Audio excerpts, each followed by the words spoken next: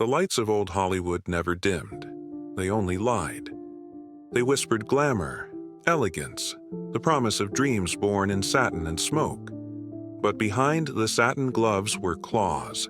Behind the smiles, secrets sharpened like daggers. The golden age of Hollywood, the 1920s through the 1960s, was an era of invention and illusion. Stars were sculpted from stardust, but the hands that shaped them were not always gentle. Some celebrities didn't just play villains on screen. They lived them, breathed them, inflicted them. Not everyone in the land of make-believe was innocent. Some of the most iconic actors and actresses, adored by millions, frozen forever in black and white celluloid, hid unspeakable darkness, the kind that doesn't fade with fame, the kind that leaves bruises long after the cameras stopped rolling. Errol Flynn, the swashbuckling heartthrob with a smile that disarmed nations, left behind a legacy clouded by accusations of seduction, manipulation, and worse. Joan Crawford, hailed as the ultimate star and survivor, bore a legacy her daughter described as monstrous, cruel, and abusive. Others, less known but no less venomous, used the screen not as a mirror but a mask. In this story, we walk not through sound stages or red carpets, but into dressing rooms lined with secrets, parties laced with menace, bedrooms that never made it into studio contracts. This isn't a tale of glamour. It's a slow-burn revelation of the darkness that fame forgot. This is the story of the evil left behind. Chapter 1. The Charismatic Villains of Real Life. Errol Flynn, Devil in Velvet. To millions, Errol Flynn was the embodiment of charm, the sword-wielding, adventure-loving, devil-may-care romantic whose smirk could ignite 1,000 box office lines. He was Hollywood's golden rogue, best known for roles in Captain Blood, The Adventures of Robin Hood, and The Seahawk. On screen, he swung from chandeliers, kissed maidens breathless, and rescued the innocent. Off-screen, however, he became the blueprint for a different kind of legend, one forged in courtrooms, whispered among starlets, and buried in the fine print of studio contracts. Flynn arrived in Hollywood like a spark to dry grass. He had a strange, aristocratic confidence, a deep, seductive voice, and a body that moved like it was born to be watched. Warner Brothers saw not just a star, but a firestorm. And for a while, Flynn played his part brilliantly. But behind the magnetism was a man utterly consumed by appetites. Alcohol, drugs, women. His vices were no secret. Hollywood buzzed with stories of his escapades. The phrase, "in like Flynn," didn't come from nowhere. It was a code, a wink to a lifestyle that blurred the lines between seduction and something far more sinister. In 1942, that veil was torn when Errol Flynn stood trial for the statutory rape of 2 underage girls, ages 16 and 17. The headlines splashed across America. For many, it was the first time the fantasy had fractured. The trial was sensational, a media circus, packed courtrooms, gasping fans. Flynn denied everything. The studio lined up the best defense money could buy. Witnesses were questioned, evidence paraded. Still, Flynn's charisma seemed impenetrable. The girls were portrayed as promiscuous, manipulative. Flynn, the misunderstood gentleman, he was acquitted. Not because the accusations disappeared, but because the machinery of fame, wealth, and studio influence made sure they couldn't stick. But the truth, the aching, ugly, hidden truth, lingered like smoke. Rumors of other assaults, other women, other cover-ups. Flynn's own autobiography, My Wicked, Wicked Ways, published posthumously, barely bothered to conceal his hedonism. He spoke with pride, almost glee, about his conquests, his drunken nights, his contempt for consequences. Behind the scenes, studio fixers scrubbed stories clean. Women who came forward were silenced, paid off, or discredited. Flynn continued working, though never quite with the same shine. His stardom had a patina now. something sour beneath the gloss. By the 1950s, he was bloated, broken, ravaged by the very pleasures he had once wielded like weapons. He died in 1959 at just 50 years old. An autopsy revealed he had the body of a man 20 years older. Some said it was poetic, others too kind. What he left behind wasn't just films, it was trauma. Echoes in the lives of women who had no Hollywood ending. A cautionary tale wrapped in a matinee idol suit. The world remembers his face, his charm, his swashbuckling legend. But history, if you look deeper, remembers the shadows too. Joan Crawford, the Ice Queen's fire. If Errol Flynn was the devil in velvet, Joan Crawford was the Ice Queen carved from marble, breathtaking, unyielding, and cold to the touch. To the world, she was the epitome of the American dream, a poor laundress's daughter turned Oscar-winning goddess. But behind the arches of those brows and the calculated precision of her on-screen power, there existed a storm that tore through everyone who tried to love her. Crawford's ascent was nothing short of operatic. She transformed herself over and over, from Lucille LeSueur to Flapper Darling, to 1930s romantic lead, to post-war powerhouse. She didn't just act. She controlled the room, the camera, the narrative. Every movement was choreographed, every emotion weaponized.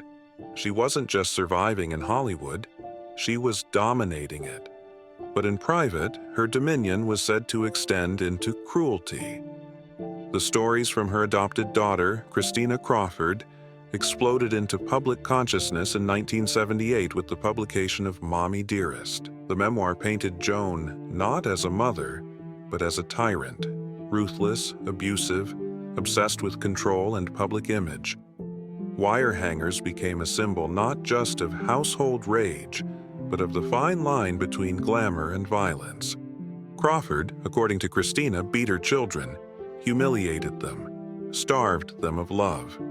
Discipline was not about teaching, it was about breaking. Punishments were theatrical and cruel. Public displays of affection were for cameras, not comfort. Every room in the house was stage-lit. Every dinner, a scene, and every scene ended with someone in tears. Just never Joan. Skeptics said Christina was bitter, opportunistic, jealous. Other children, Crawford adopted 4 in total, disputed or minimized the claims. But then there were the whispers from staff, former lovers, co-stars.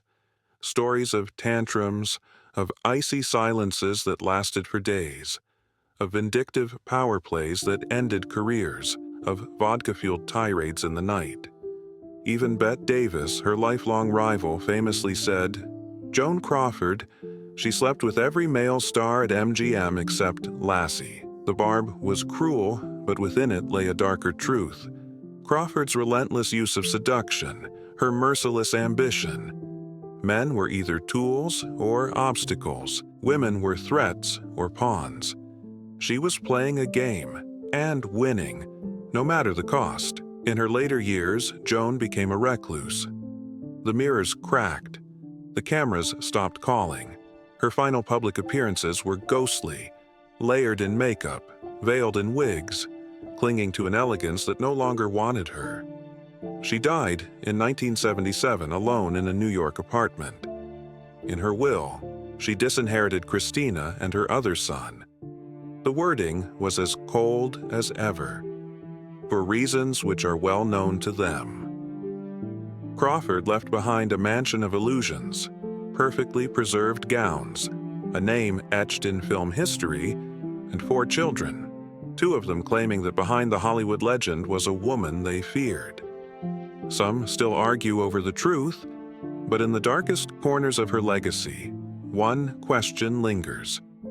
Did Joan Crawford love anyone more than she loved being Joan Crawford? Chapter 2. The Power of Deception. Hollywood's Fixers and the Machinery of Sin. Golden Age. Hollywood didn't just produce stars, it engineered them. It crafted myths from broken people, sculpted smiles from pain, and painted halos around devils. The audience never saw the scars because the machine behind the screen was too good at hiding them. The studios had one mission: protect the brand. And if the brand wore the face of Errol Flynn or Joan Crawford, then so be it. The darker the star's behavior, the more elaborate the cover-up. That was the silent contract between fame and power. Enter the fixers. Men like Eddie Mannix and Howard Strickling of MGM were the high priests of damage control. Mannix wasn't just a studio executive, he was the wolf in the three-piece suit. He had connections to the LAPD, the press, and, reportedly, the mob. If a scandal threatened a star's image, Mannix made it disappear, sometimes literally. Pregnancies, affairs, same-sex liaisons, drunken rampages, nothing was beyond his reach. And Mannix wasn't just cleaning up messes, he was sometimes making them. He had a reputation for intimidation, manipulation, and quiet violence. One rumor still haunts the annals of Hollywood mystery, that Mannix played a part in the death of Superman actor George Reeves, who had been romantically involved with Mannix's wife. Officially, it was suicide. But the whispers? They never died. The stars, meanwhile, learned to live in layers. On the surface, they were elegance incarnate. Behind closed doors, they unraveled. Judy Garland was pushed to perform under the crushing weight of pills and anxiety. Montgomery Clift descended into self-loathing and addiction. Peter Lorre, the haunting villain of M, drowned his demons in morphine. And yet, the public knew almost nothing. The studios had control over the press. Tabloids like Confidential were outliers, feared, despised, and often paid off. Scandal magazines tried to lift the veil, but the big studios had bigger wallets and deeper threats. Reporters who tried to expose too much often found themselves blacklisted, or worse. This deception wasn't just to protect money. It was about power, control, creating a fantasy that no one could question. And the stars. Many of them played along because they had no choice. Their careers, their safety, even their lives depended on staying in line. Some made peace with it. Others didn't. Rita Hayworth once said, "Men go to bed with Gilda, but they wake up with me." She wasn't talking about makeup. She was talking about identity, about being so consumed by an image that you forget you're a person. And when that image cracked, when the alcohol took over, or the pills didn't work, or the rage spilled out, no one came to help, only to hide it. That's the deepest cruelty of all. Not the abuse, not the manipulation, but the silence that followed it. Because in Golden Age Hollywood, silence was the currency of survival. Chapter 3: When the Mirror Shattered. The Fall of the Mask. No illusion can last forever. Not even in Hollywood. For decades, the machinery of deception churned effortlessly, fixing scandals, silencing victims, reinventing monsters as matinee idols. But all facades have cracks, and in time, even the most gilded masks begin to crumble. The public, so long kept at a distance by studio gloss and orchestrated press tours, was about to see the real face behind the fame. Sometimes it wasn't a courtroom or a headline that shattered the myth. Sometimes it was a child, a single voice brave enough to say, "This is what happened to me." That voice was Christina Crawford's. When Mommy Dearest hit shelves in 1978, just a year after Joan Crawford's death, it didn't just stir controversy, it detonated it. Here was a woman, adopted into the home of Hollywood royalty, describing a childhood of terror. Waking to midnight rages, being beaten with coat hangers, forced into a performance of perfection, punished for imperfection. The public was divided. Crawford was beloved, iconic. How could this be true? But Christina didn't waver, and slowly other voices emerged. Friends, staff, distant relatives, whispers that aligned with the stories. It wasn't proof, but it was smoke. And where there is smoke, Joan's image, once framed in gold, began to tarnish. Her films remained, but the perception changed. Critics who once praised her poise began to see something else in her performances, a hardness, a rigidity that no longer read as elegance, but control. The mirror had shattered, and behind it was not a nurturing mother, but a woman obsessed with control, reputation, and revenge. Errol Flynn's mask, by contrast, had cracked long before his death. The 1942 trial may have ended in acquittal, but it marked a turning point. The public, while forgiving on the surface, never looked at him the same way. His swagger seemed more sinister, his humor more cruel. His autobiography, published posthumously in 1959, did little to redeem him. If anything, it confirmed the worst. He confessed to relationships with teenagers. He boasted of drunken fights, conquests, a life of reckless hedonism. There was no shame, just bravado. To some, it was refreshingly honest. To others, horrifyingly revealing. Flynn didn't see himself as a villain, but that didn't matter. The damage was done. In both cases, the turning point wasn't the scandal itself, it was the public's awakening. The realization that the people they idolized weren't just flawed, they were dangerous, and more importantly, that the studios, the very system that built them, had known all along. The myth of Hollywood as a dream factory cracked under the weight of its own silence. For every exposed predator, there were 10 more shielded by money, power, and fear. And while Flynn and Crawford were among the most visible, they weren't alone. There were others, less famous, less scrutinized, but equally destructive.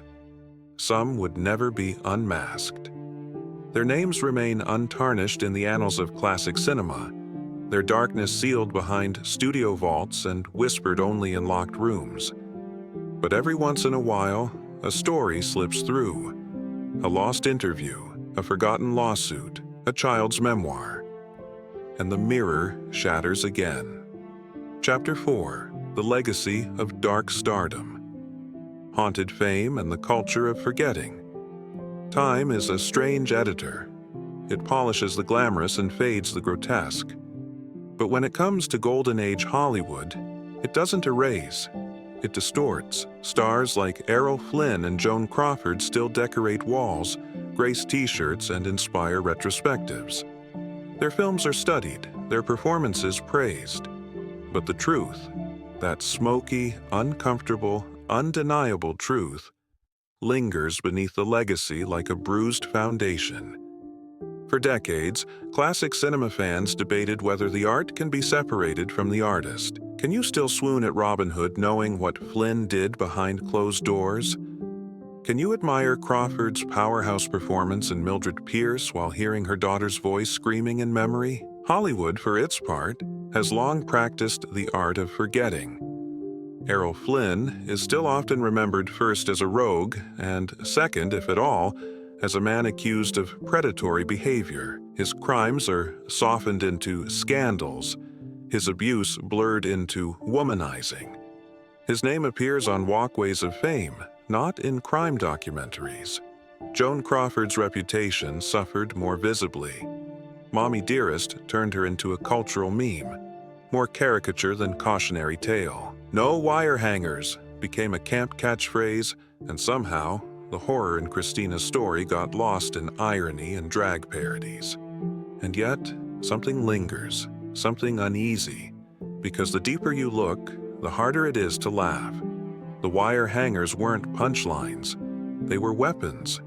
The flamboyance wasn't just eccentricity, it was pain in disguise. Other stars have since faced similar reckonings. Clark Gable, the king of Hollywood, has been posthumously accused of sexual assault.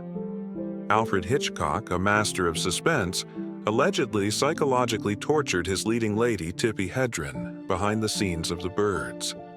And Bing Crosby, crooner of Christmas nostalgia, was accused by his son of severe emotional abuse. The legends are tainted, but the worship persists. We excuse, we forget, We compartmentalize. It raises the hardest question of all.